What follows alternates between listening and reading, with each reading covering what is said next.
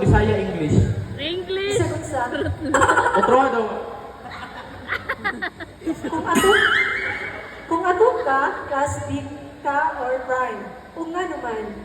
Okay. Thank you for that beautiful question.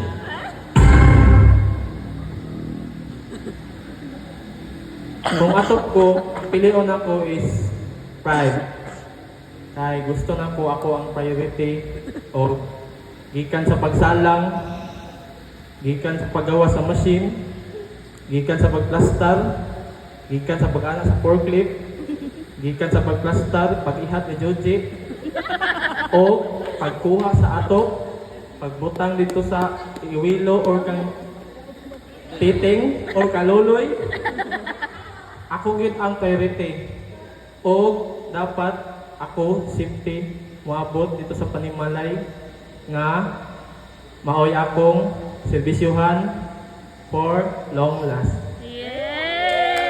O sa class B is naputay second chance.